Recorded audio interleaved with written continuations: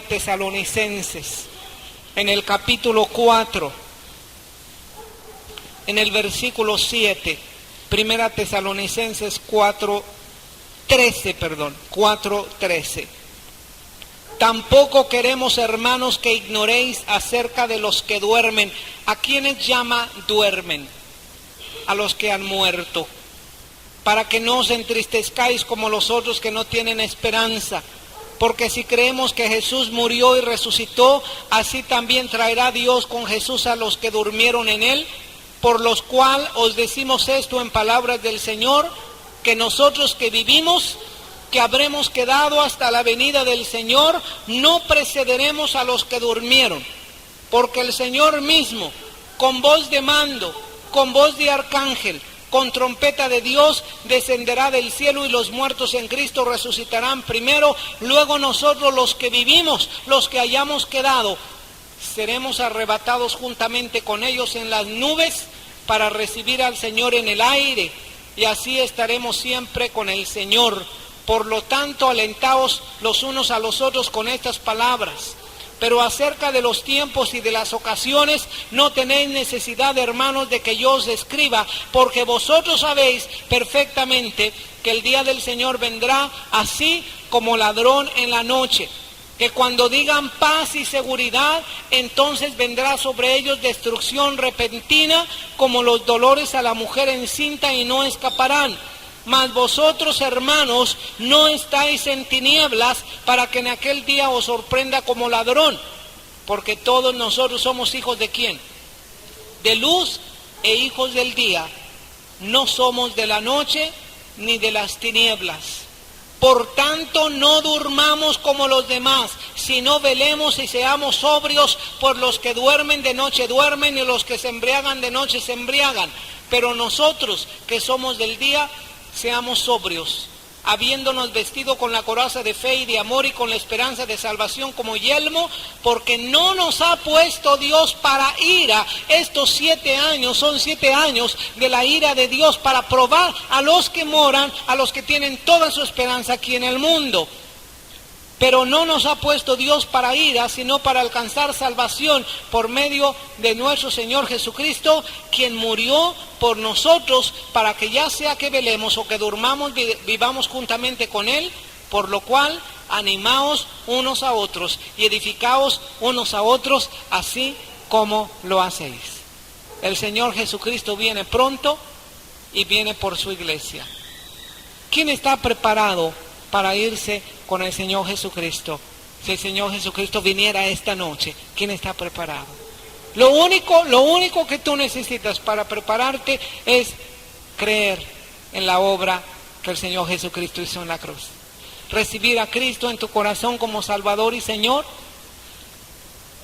ser comprometido con Él, rendirte a Él, y esto es como tu boleto de entrada, ¿verdad? Esto es tu seguridad. El Señor Jesucristo viene por ti. Vamos a ponernos de pie. Pero ¿cuántos quieren tener buena memoria? ¿Sabe? Para tener buena memoria se necesita usar su memoria.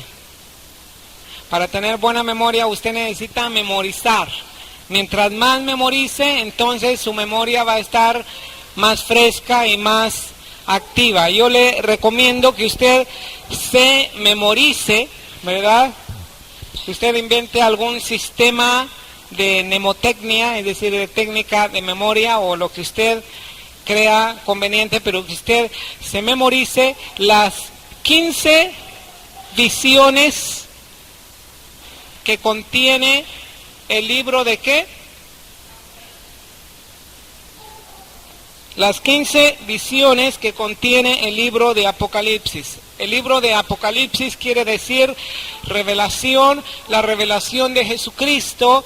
Y miren, Apocalipsis es un libro que tiene 15 visiones diferentes, 15 películas, digamos, 15 proyecciones, dijimos, diferentes. Así que yo le voy a ir numerando todas las visiones.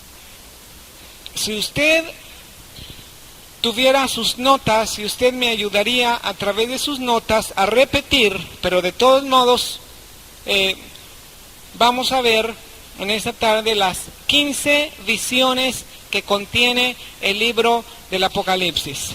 No me las invente, ¿verdad? No abra su Biblia y me invente visiones, ¿verdad? Nosotros vimos 15 visiones, hay 15 visiones del libro del Apocalipsis. Mire, aquí voy a anotar los números del 1 al 15.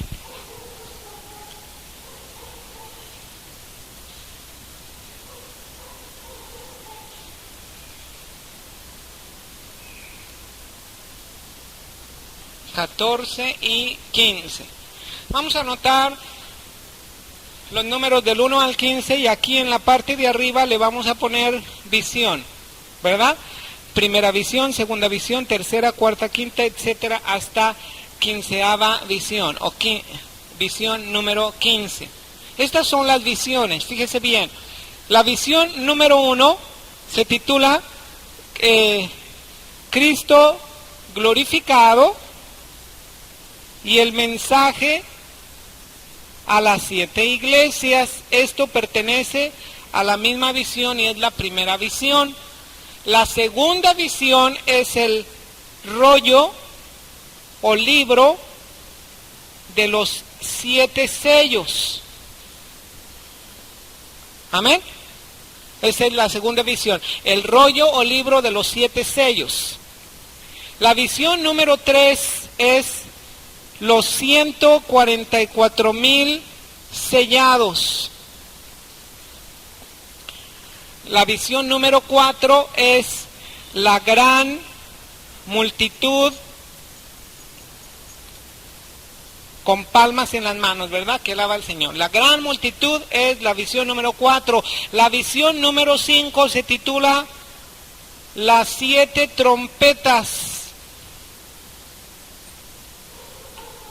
La visión número 6 se titula el ángel del librito y los 2 testigos. Así le puede poner, el ángel y los 2 testigos. La visión número 7 se titula la Trinidad satánica. La visión número 7, la Trinidad satánica. La visión número 8, clamores de victoria.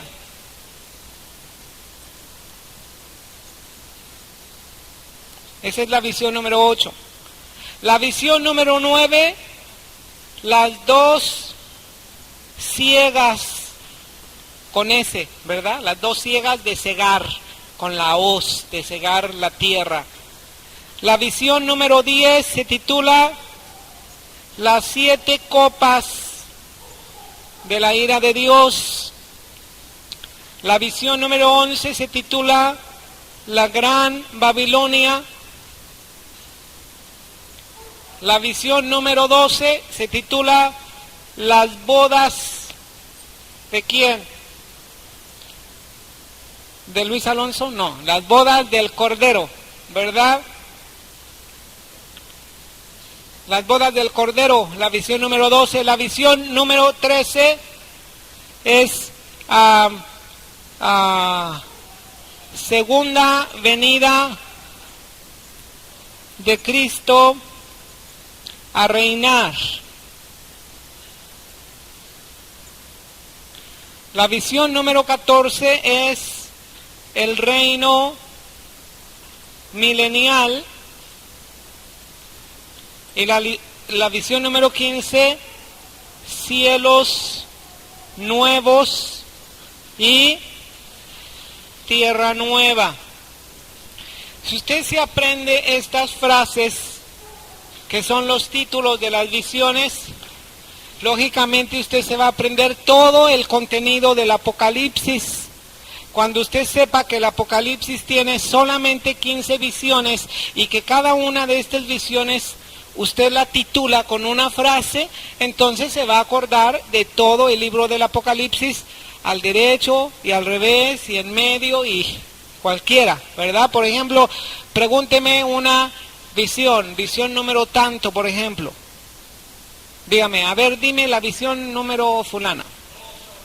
La número 2 es el rollo de los 7 sellos, la número 11 la Gran Babilonia. Otra. El número 7 la Trinidad satánica. Otra. El número 12 las bodas del Cordero. El número 5 las 7 trompetas. El número 10 las copas de la ira de Dios. El número 4 la gran multitud. El número 6 el ángel y los 2 testigos. Amén. Ah, gloria a Dios. Entonces, mire, usted se los puede aprender y de esa manera usted se va a aprender todo el libro. Ahora, le recomiendo, si usted le pone un signo, ¿verdad?, a cada una de las visiones, porque eso es lo que voy a hacer con el libro que estoy preparando del Apocalipsis. Les vamos a poner un signo, ¿verdad?, simbolizando cada una de las visiones. Por ejemplo, a Cristo glorificado y el mensaje de las 7 iglesias, le vamos a poner un candelero de 7 brazos. Así se lo vamos a dibujar. El rollo de los 7 sellos, pues le vamos a poner un rollito, ¿verdad? Los 144,000 sellados, a lo mejor le ponemos a un señor aquí, con un sello aquí. La gran multitud, pues le ponemos una gran multitud. Las 7 trompetas le ponemos una trompetita. El ángel y los 2 testigos, pues le ponemos el ángel y los 2 testigos, ¿verdad? Es decir, así nos vamos a ir ayudando con estos signos, estos símbolos, para poder aprender que Apocalipsis tiene ¿cuántas visiones? 15 visiones. Bueno, ahora usted me hizo el examen, el próximo domingo yo le voy a hacer el examen. No se asuste, porque quiero que siga viniendo a la clase. Lo que pasa es que cuando va a haber examen, hay un ausentismo así, vamos a tener examen, pues, ¿quién sabe cuándo lo vamos a tener? No, le aseguro, no vamos a tener examen de esto, amén, pero sí vamos a realizar buenas notas del libro del Apocalipsis. Nosotros ya vimos, o casi terminamos, Cristo glorificado y el mensaje a las 7 iglesias. Nos queda un mensaje, el mensaje a la iglesia de la Odisea, en el capítulo número 3, en el versículo, a la iglesia de Filadelfia, los 2 últimos mensajes, el mensaje a la iglesia de Filadelfia y el mensaje a la iglesia de la Odisea. Así que si quiere usted comenzar tomando notas de los 2 últimos mensajes que nos faltan, vamos a leer primeramente estos mensajes que están en el capítulo 3, en el versículo 7 comienza el mensaje a la iglesia de Filadelfia. ¿Lo tiene? Dice así, a ver si me hacen favor de prenderme algunas luces, porque no alcanzo a verlos bien. Gracias. Escribe al ángel de la iglesia en Filadelfia. Esto dice el santo, el que tiene la llave de David, el que abre y ninguno cierra, y cierra y ninguno abre. Yo conozco tus obras. He aquí he puesto delante de ti una puerta abierta, la cual nadie puede cerrar, porque aunque tienes poca fuerza, aunque tienes poca fuerza, has guardado mi palabra y no has negado mi nombre.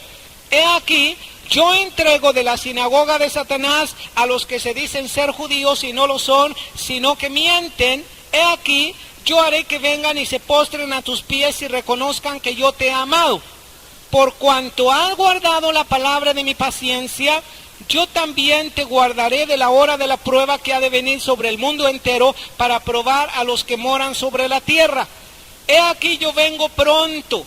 Retén lo que tienes para que ninguno tome tu corona. Al que venciere, yo lo haré columna en el templo de mi Dios y nunca más saldrá de ahí, y escribiré sobre él el nombre de Dios y el nombre de la ciudad de mi Dios, la nueva Jerusalén, la cual desciende del cielo de mi Dios, y mi nombre nuevo. El que tiene oídos, oiga lo que el Espíritu dice a las iglesias. Filadelfia, por si usted quiere anotar algunos datos interesantes de esta ciudad de Filadelfia, fue una ciudad que había sido destruida y más tarde había sido reconstruida. Allí había un centro vinícola muy importante y por lo tanto adoraban a un dios. ¿A cuál dios adoraban en Filadelfia? Al dios Baco, ¿verdad? Al dios Baco, habíamos dicho que era el dios de los borrachos, ¿verdad? Es el dios Baco. Y entonces ahí adoraban a este dios, al dios Baco en Filadelfia, y había una persecución tremenda para los cristianos, pero los cristianos ahí en Filadelfia, aunque eran pocos en número, aunque eran pocos en fuerza, aunque estaban limitados, aunque tenían muchas restricciones por causa de vivir en esta ciudad tan perseguidora de los cristianos, sin embargo, los cristianos tenían una promesa del Señor y decía: yo te he abierto una puerta delante de ti que nadie puede cerrar. ¿Cuál sería esa puerta que el Señor le abrió? Yo te he abierto una puerta que nadie puede cerrar. ¿Qué quiere decir eso? Una puerta del cielo. ¿Alguien más quiere dar su opinión? Yo te he abierto una puerta, la cual nadie puede cerrar. Porque aunque tienes poca fuerza, no has negado mi nombre.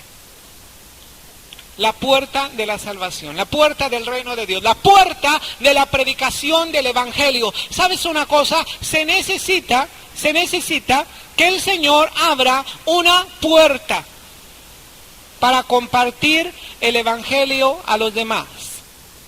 El evangelio son las buenas nuevas de salvación. Y quiero decirte que cuando el Señor abre esa puerta, es tan fácil compartir el evangelio. Por eso el Señor Jesucristo enviaba a todas las ciudades donde Él iba a recorrer. Primeramente enviaba a sus discípulos de 2 en 2, preparándoles el camino. Antes de sus discípulos había llegado un hombre preparando el camino del Señor Jesucristo. Este hombre se llamó Juan el Bautista. Juan el Bautista había predicado del reino de Dios y le había abierto una puerta a la predicación del evangelio que el Señor Jesucristo más tarde predicó. Hay una promesa para todos aquellos que quieren permanecer fieles delante del Señor. Y esto es que el Señor te va a abrir puertas. Amén. No solo la puerta de la predicación del evangelio, pero el Señor te va a dar facilidades. Te va a dar gracia, te va a abrir puertas, se te van a facilitar las cosas porque el Señor te va a dar gracia delante de Él y delante de los demás. ¿Cuántos de los que están aquí saben que es absolutamente indispensable que el Señor nos dé gracia para con los demás? Esto es una puerta abierta, estos son puertas abiertas, son favores inmerecidos que van a mostrarte a ti, las demás personas. ¿Cuántos de aquí tienen un jefe en su trabajo? Que tienen jefe en su trabajo. Bueno, dile al Señor que te abra la puerta con tu jefe, que hablan de tu jefe, que hablan de la gente en la cual tú estás trabajando, que tú estás laborando. Es necesario que tú halles gracia. Sabes que el Señor Jesucristo, dice la Escritura, Él fue creciendo en gracia delante de Dios y delante de los hombres. Cuando yo aprendí este secreto de la gracia de Dios, siempre he orado al Señor y he dicho: Señor, dame gracia, dame favor inmerecido para con los demás delante de ti. Y te voy a decir una cosa: cuando el Señor te da gracia delante de los demás, tú vas a recibir favores que ni siquiera te puedes imaginar. Cosas, puertas abiertas. Cosas que son tan difíciles o tan imposibles de conseguir, y sin embargo el Señor te va a facilitar las cosas, y especialmente en la predicación del evangelio. Amén. Cuando tú vas a un lugar Y entonces tú ves algunas personas que están alrededor tuyo. Vamos a suponer que tú acostumbras viajar en autobús y vas de una ciudad a otra ciudad.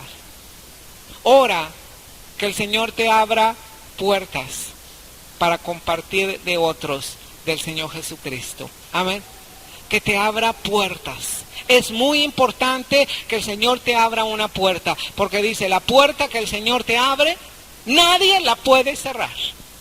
Y la puerta que el Señor cierra, nadie la puede abrir. Amén. ¿Por qué? Porque el Señor tiene ese poder. Amén. Ahora, vamos a ver el siguiente mensaje, el mensaje de la iglesia de la Odisea, el versículo 14, por favor.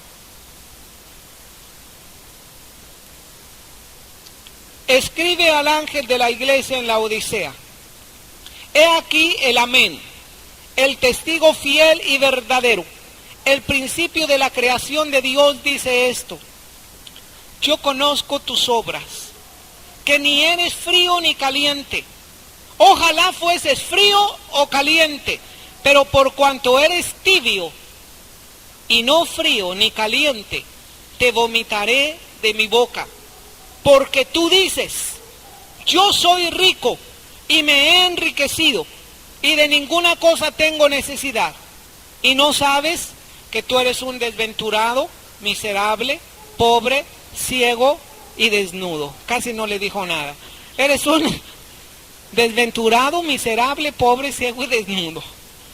Por tanto, yo te aconsejo que de mí compres oro refinado en fuego, para que seas rico, y vestiduras blancas para vestirte, y que no se descubra la vergüenza de tu desnudez, y unge tus ojos con colirio para que veas.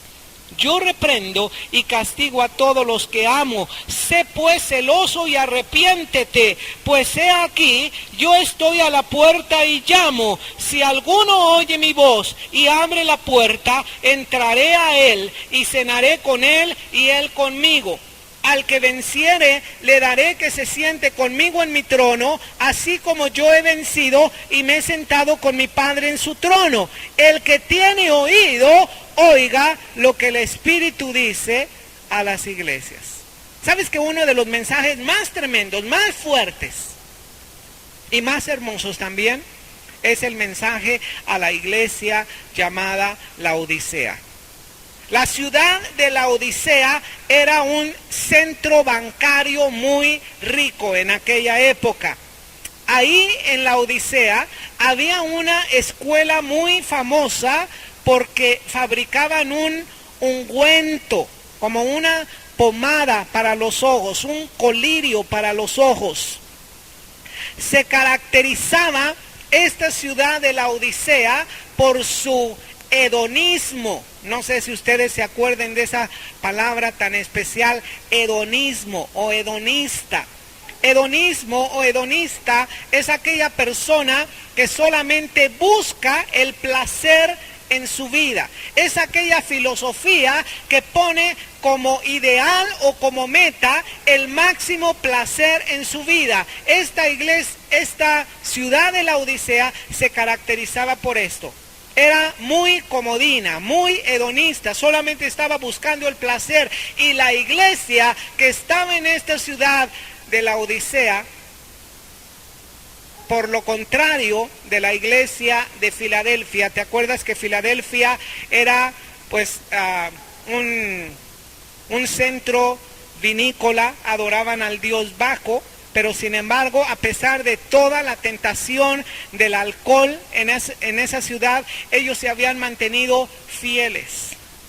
El problema con la iglesia de la Odisea es que la Odisea se había conformado exactamente como era la Odisea, así era la iglesia de la Odisea. La ciudad de la Odisea era muy próspera, era muy rica, tenía muchos recursos. Bueno, la iglesia en la Odisea también era una iglesia grande, tenía muchos recursos, tenía muchas facilidades.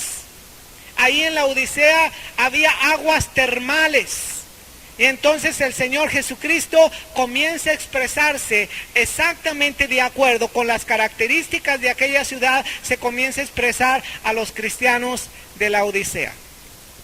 Los cristianos de la Odisea estaban muy cómodos. Ellos pensaban que ya no necesitaban nada más.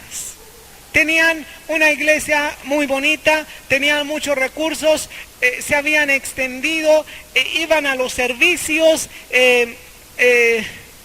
¿sabes? Eran tibios. ¿Sabes lo que es ser tibio? Este es el mal más extendido del cristianismo hoy en día. Hoy en día se reconoce dos tipos de cristianos. Los cristianos que son como la iglesia de Filadelfia, aquellos cristianos que quieren conservarse íntegros delante del Señor, en el camino del Señor. Y aquellos otros cristianos que se han conformado al mundo, han tomado la forma del mundo.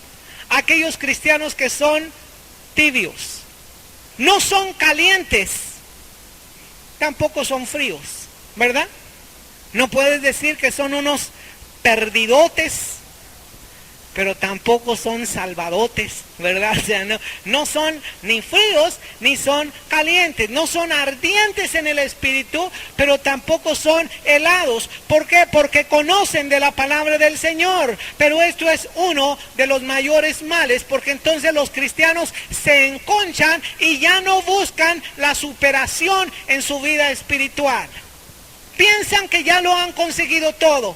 Ya saben todo, ya tienen una buena doctrina, ya saben muchas cosas del cristianismo, tienen recursos económicos, y entonces esta iglesia decía, nosotros somos ricos y nos hemos enriquecido. ¿Te acuerdas aquella iglesia que eran pobres? Y el Señor Jesucristo le dijo, yo conozco tu pobreza, pero entre paréntesis le dijo, pero tú eres rico. En el libro del Apocalipsis nosotros vamos a aprender que lo que aparenta ser en realidad no es. Y lo que a simple vista parece que no es, sí es.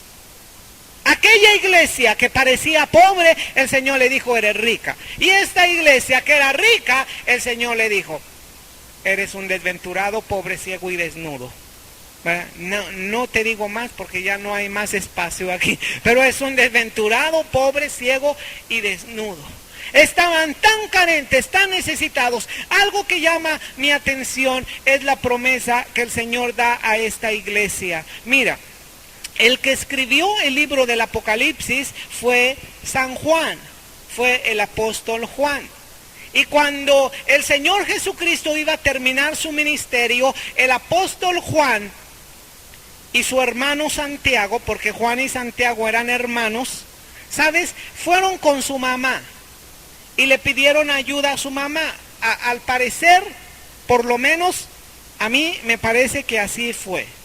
Que Juan y Santiago fueron con su mamá y le dijeron, mamá, ¿por qué no nos haces una palanca con el Señor Jesús?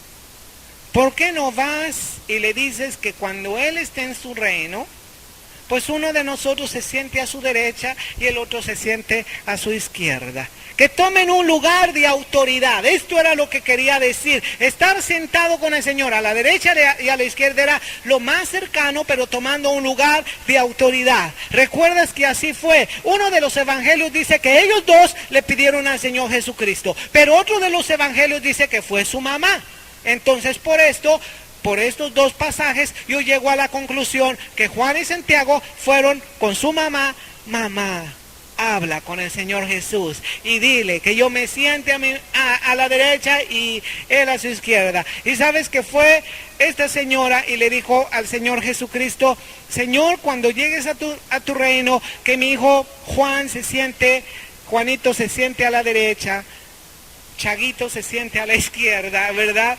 ¿Y saben lo que dijo el Señor? No sabéis lo que pedís. Y les dijo a ellos, ¿podéis beber del vaso que yo voy a beber? Ellos estaban pensando en lo natural. Ellos no sabían que era el vaso de sus sufrimientos. ¿Podéis beber del vaso que yo voy a beber y ser bautizados con el bautismo con que yo voy a ser bautizado, el bautismo de sufrimientos, el bautismo de la...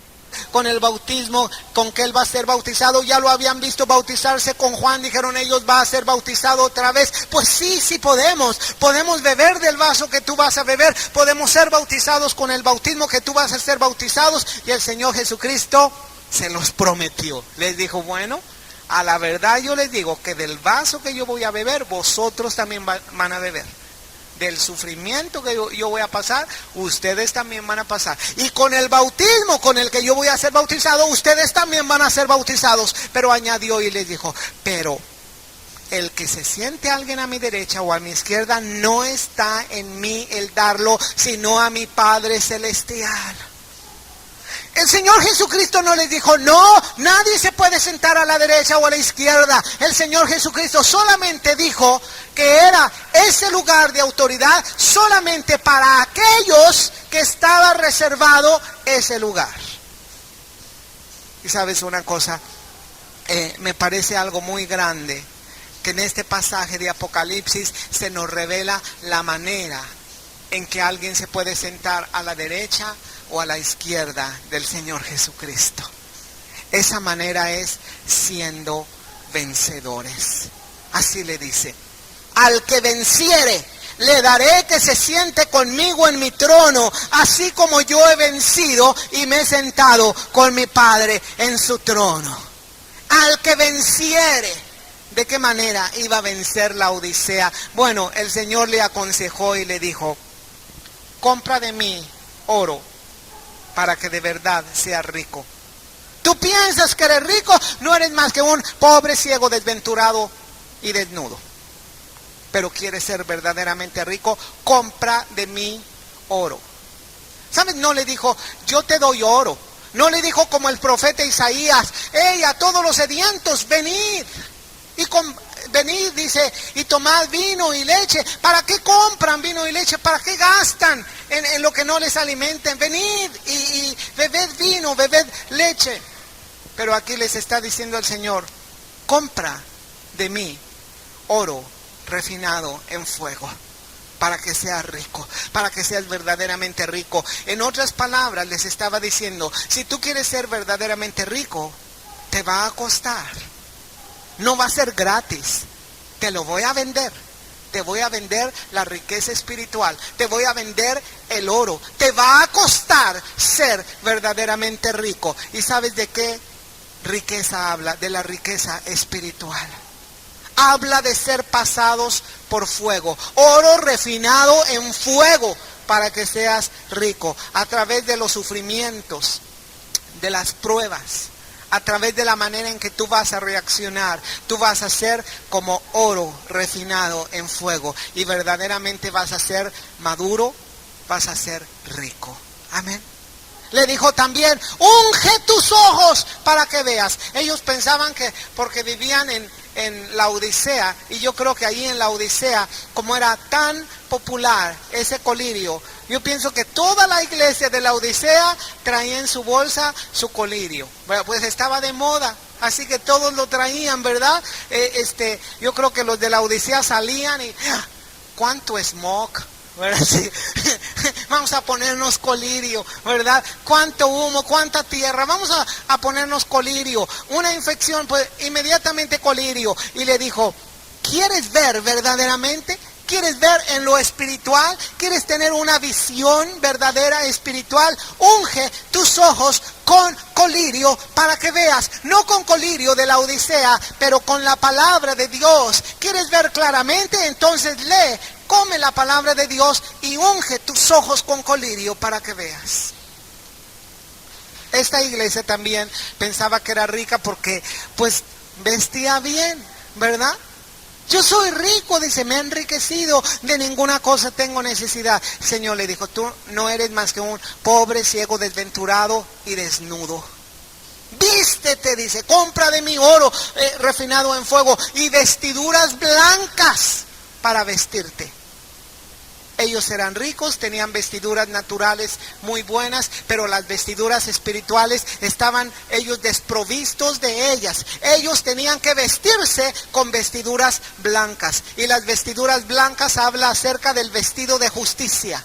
Habla acerca de vestirte del Señor Jesucristo. Habla acerca de tomar el carácter, la vida del Señor Jesucristo y ser limpio y ser puro.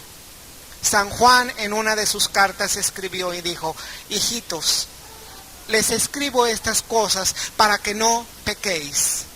Pero si alguno hubiese pecado, si alguno hubiese manchado sus vestiduras, abogado tenemos para con el Padre, al Señor Jesucristo, el cual es la propiciación de todos nuestros pecados, y no solamente de los nuestros, pero de los pecados de todo el mundo. ¿Cuántos de los que están aquí quieren ser ricos? Compra del Señor oro. ¿Cuántos quieren ver, tener una visión clara? Unge tus ojos con el colirio de la palabra del Señor. ¿Cuántos quizá sienten que han manchado sus vestiduras? Antes de compartir la palabra, yo tenía un sentir, ¿verdad? Cuando yo vine y tomé el púlpito, yo tenía un sentir de que había algunos que estaban durante el servicio, pero estaban luchando porque se sentían indignos de estar en la presencia del Señor. Te voy a decir una cosa: tú no tienes por qué luchar más de sentirte indigno en la presencia del Señor. Si tú fallaste, tú puedes pedir perdón al Señor. Y el Señor dice: es fiel y justo para perdonarte y para limpiarte de toda maldad. El Señor quiere que sus hijos tengan oro refinado en fuego, que sus hijos vean claramente y que sus hijos tengan vestiduras blancas. Amén. Vamos a seguir adelante. La segunda visión. ¿Cuál es la segunda visión? El rollo de los 7 sellos. Amén. El rollo de los 7 sellos. ¿Cuál es la octava visión? Los clamores de victoria. ¿Cuál es la 10ª visión? Las copas de la ira de Dios.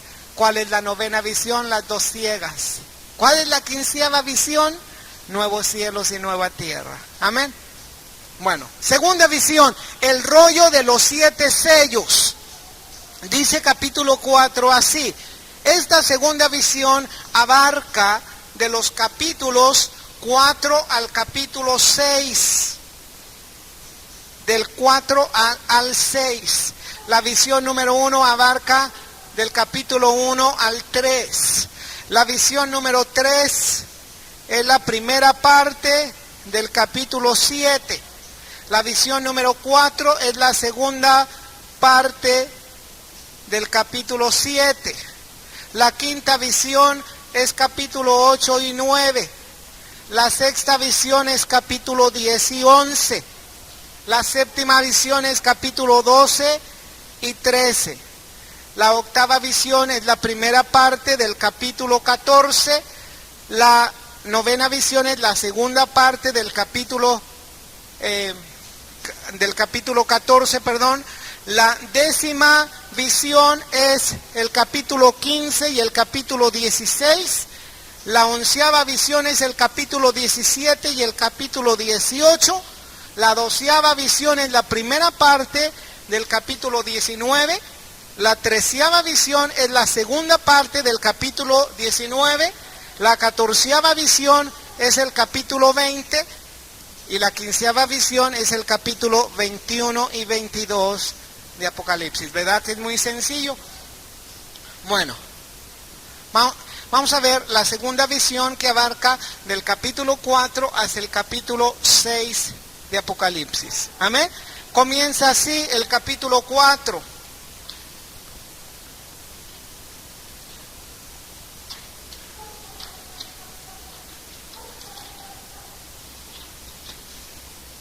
Recuerden que son visiones, ¿verdad? La visión número 1, vamos a repetirla. En la visión número 1, nosotros vimos al Señor Jesucristo lleno de gloria, en medio de 7 candeleros de oro. De su boca sale una espada aguda de 2 filos. Tiene 7 estrellas en su mano derecha y anda en medio de los 7 candeleros de oro. Esto es una visión. Es un símbolo que el Señor Jesucristo está lleno de gloria. Él es rey y sacerdote. Él anda en medio de su iglesia porque está donde 2 o 3 se congregan en su nombre. Cada candelero es cada iglesia local. Y las estrellas en su mano derecha son los líderes de sus iglesias o de su iglesia. Esta es la primera visión. Y en la primera visión da un mensaje a cada una de las 7 iglesias de Asia: Éfeso, Esmirna, Pérgamo, Tiatira, Sardis, Filadelfia y Laodicea. Amén. En la segunda visión, nosotros vamos a ver algo muy interesante. Vamos a ver el trono de Dios. La segunda visión se titula El libro de los 7 sellos. Y dice así: después de esto miré, capítulo 4, versículo 1, he aquí, ¿una qué? Una puerta abierta, ¿en dónde? En el cielo. ¿Te acuerdas que a la iglesia de Filadelfia le dice, he aquí que yo te he abierto una puerta? ¿Cuántos quieren que el Señor les abra la puerta del mismo cielo? Amén. Dice aquí yo veo una puerta abierta en el cielo. Y la primera voz que oí como de trompeta hablando conmigo dijo, sube acá y yo te mostraré las cosas que sucederán después de estas. Esto es muy interesante. ¿Sabes que el libro del Apocalipsis trata acerca de los eventos del fin? Y algo muy curioso es que en el libro del Apocalipsis no se nos relata en ninguna parte de todos los 22 capítulos de Apocalipsis, no se nos da un relato detallado acerca de lo que nosotros conocemos como rapto o arrebatamiento. El rapto o arrebatamiento está descrito con detalle por el apóstol San Pablo en la primera epístola de San Pablo a los tesalonicenses, en el capítulo 4, comenzando desde el versículo 13 hasta los primeros 8 versículos del capítulo 5. Todo este pasaje nos habla en detalle del rapto o el arrebatamiento. Y lo que dice Pablo, lo que dice San Pablo que va a suceder en este rapto. Bueno, ¿qué quiere decir rapto o arrebatamiento? Vamos a preguntarle a la hermana Hilda, ¿qué cosa quiere decir para usted que bíblicamente, qué es el rapto o el arrebatamiento?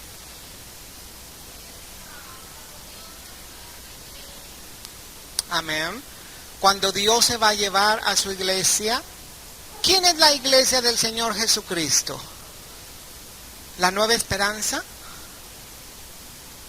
Es una parte chiquita, ¿verdad? No quiere decir que nada más nosotros. Mire, la iglesia del Señor Jesucristo son todos los que son creyentes en todo el mundo. Amén. Y que abarca muchas iglesias locales. Todos los creyentes en el Señor Jesucristo es la novia de Cristo, según la Biblia, o es la iglesia del Señor Jesucristo. Y la iglesia del Señor Jesucristo tiene una promesa. Recuerda que cuando el Señor Jesucristo ascendió a los cielos, estaba hablando con los discípulos. Y había como 500 personas como testigos, dice el libro de los Hechos de los Apóstoles. Había como 500 personas como testigos, y de repente menciona el libro de los Hechos que estando delante de todos, dándole las últimas instrucciones a los discípulos, se comenzó a elevar el Señor Jesucristo. Estando en la tierra, a eso se le llama ascensión de Jesucristo. Se comenzó a elevar. Antes de elevarse, el Señor Jesucristo les dijo que no se ausentaran de Jerusalén, pero esperasen la promesa del Padre, y habló del bautismo del Espíritu Santo. Y de repente, cuando estaba hablando, se comienza a elevar. Y yo creo que todos los discípulos se le comenzaron a quedar viendo y se comenzó a elevar, y todos quedaron viendo al Señor Jesucristo, que rompió todas las leyes de la gravedad y comenzó a ser elevado, y todos quedaron mirando al cielo. Dice el libro de los Hechos que se presentaron 2 ángeles al lado de los discípulos y les dijeron: ¿qué se quedan ahí mirando hacia arriba? O sea, en otras palabras, yo creo que si pusiéramos un mexicanismo en esta época, o una expresión en esta época, ¿qué les hubiera dicho? ¿Para qué están de bobos ahí? O sea, están bobeando nada más. O sea, tienen un trabajo que hacer aquí en la tierra. ¿Por qué se quedan mirando al cielo? Y les dio una promesa, le dijo: este mismo Cristo que viste irse al cielo, volverá nuevamente, así como le habéis visto irse al cielo. Cuando el Señor Jesucristo ascendió a los cielos, dice que una nube le ocultó de sus ojos. Y nuevamente menciona que cuando venga por su iglesia, va a venir, dice San Pablo, en una nube, o sobre una nube, ¿verdad? Esa nube, yo reconozco que no es una nube cualquiera, no es una nube normal. Cuando yo hago un viaje en avión, a mí me gusta voltear a las nubes. ¿Y cómo busco entre las nubes? Esa nube va a ser una nube especial. Esa nube donde va a traer al Señor Jesucristo. Pero esa nube es la gloria de Dios. ¿Recuerdas que esa nube guió al pueblo de Israel? En la mañana era como una columna de humo y en la noche era como una columna de fuego. Esa nube llenó el templo de Israel. Esa nube llenó el tabernáculo de Moisés. Esa nube es la gloria de Dios, y sobre esa nube llena de gloria viene el Señor Jesucristo. San Juan tuvo ese conocimiento, y San Juan escribió en el capítulo 14 unas palabras que el Señor Jesucristo les dijo a los discípulos cuando habían cenado la última cena, la Santa Cena. Les dijo: no se turbe vuestro corazón, ni tenga miedo. Creéis en Dios, creed también en mí.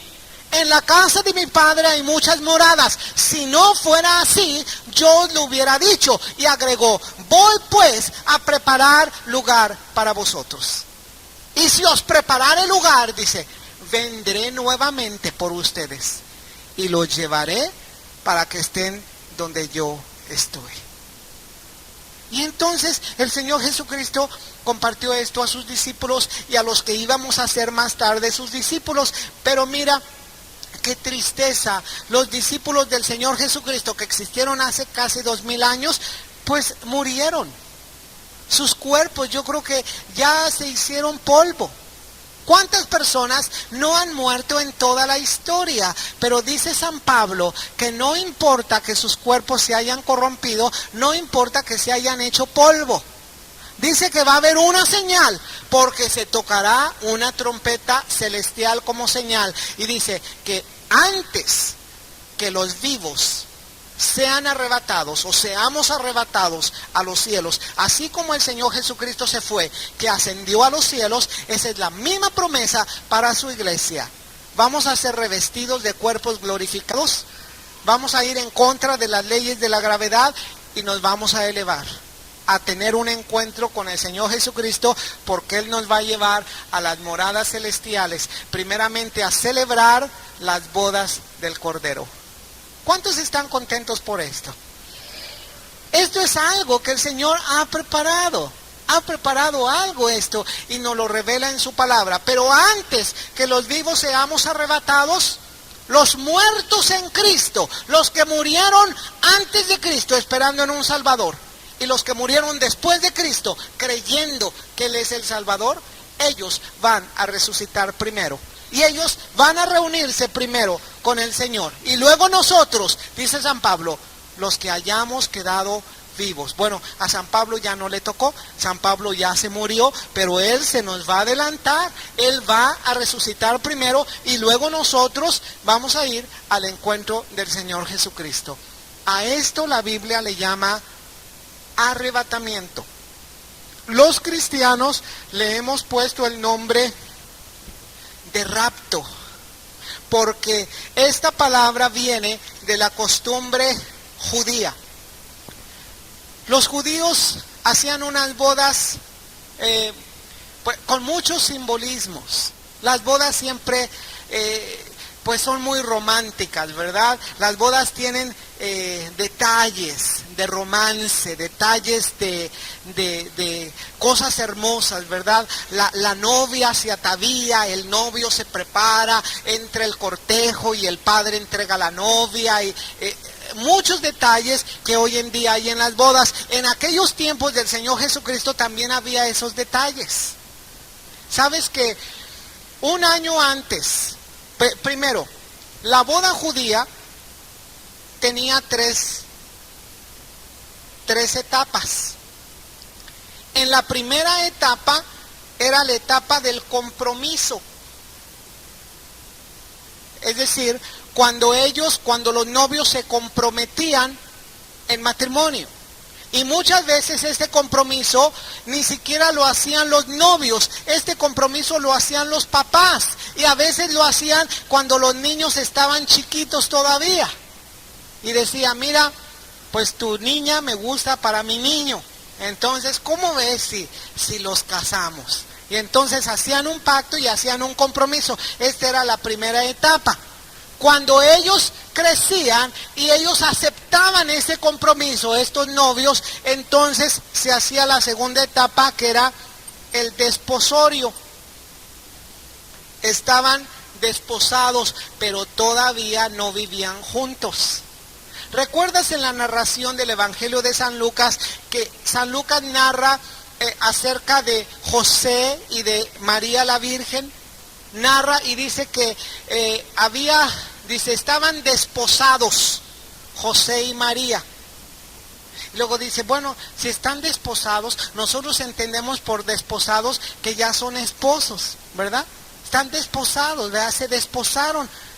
Dice, ¿cómo puede María permanecer virgen siendo desposada? ¿O cómo puede no vivir con José siendo desposada? Bueno, porque ellos apenas estaban en esta segunda etapa del desposorio. Ellos no vivían juntos. En esta segunda etapa, el novio tenía que ir a prepararle una casa para la novia.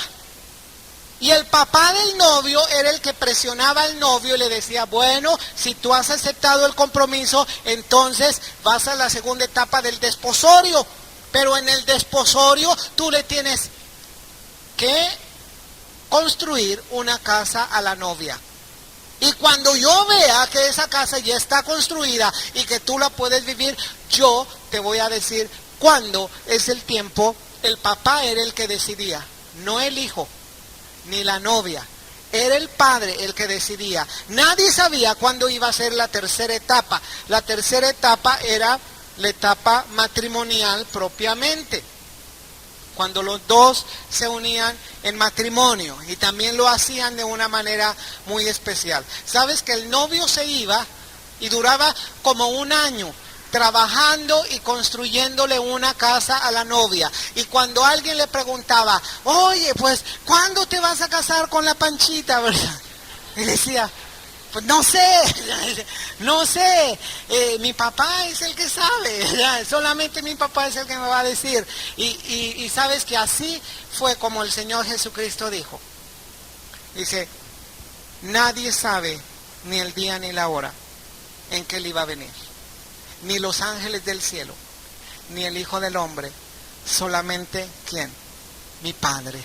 ¿Por qué? Porque está hablando acerca de unas bodas, de las bodas del Cordero. La venida del Señor Jesucristo viene por su novia, viene por la iglesia, para desposarse con la iglesia, para tener un matrimonio con la iglesia. Ya hay un compromiso, ya hay un desposorio, porque el Espíritu Santo ha venido y ha sellado este compromiso con el Señor Jesucristo.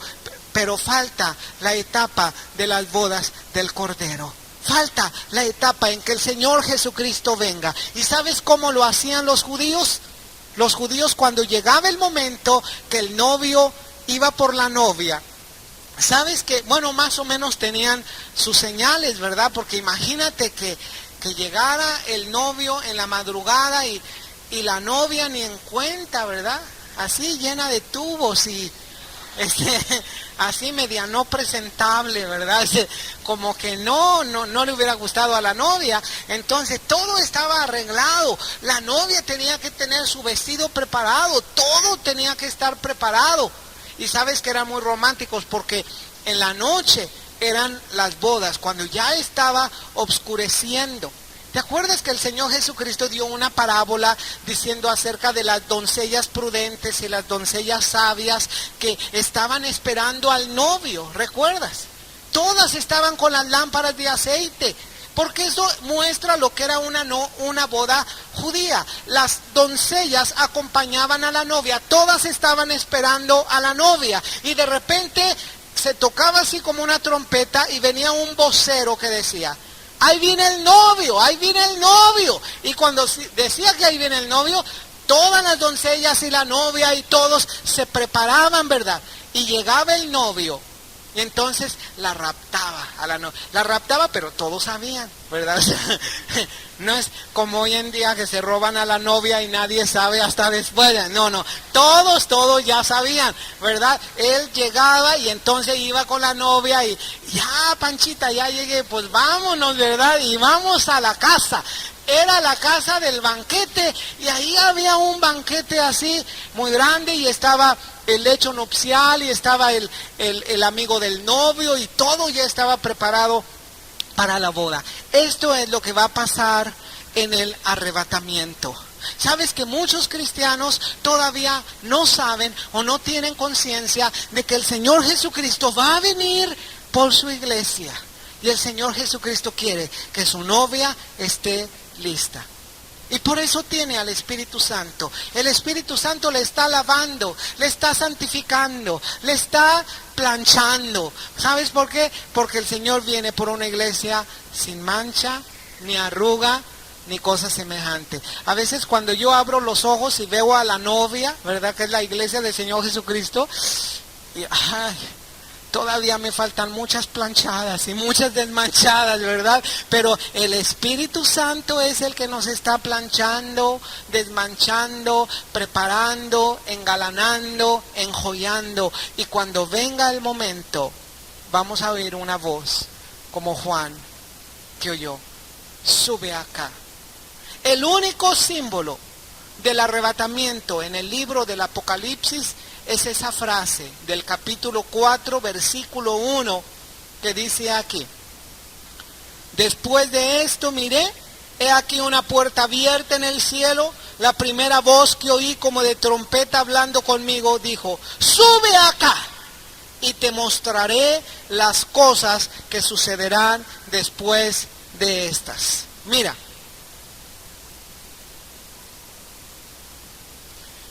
si tú te fijaste, hay 3 capítulos diseñados en el libro de Apocalipsis que hablan acerca de la iglesia del Señor Jesucristo, ¿verdad? El mensaje a Éfeso, Esmirna, Pérgamo, Tiatira, Sardis, Filadelfia y Laodicea. Aquí están las 7 iglesias. El mensaje a las 7 iglesias es como el símbolo de toda la época de la iglesia del Señor Jesucristo. Desde el día de Pentecostés, que ahí se inició la iglesia del Señor Jesucristo, con el bautismo del Espíritu Santo de los 120 que estaban en el aposento alto, hasta el último creyente que se va, o la última persona que va a ser convertida. A esto se le llama la época de la iglesia. Inmediatamente después de los mensajes a las iglesias, se oye una voz que dice: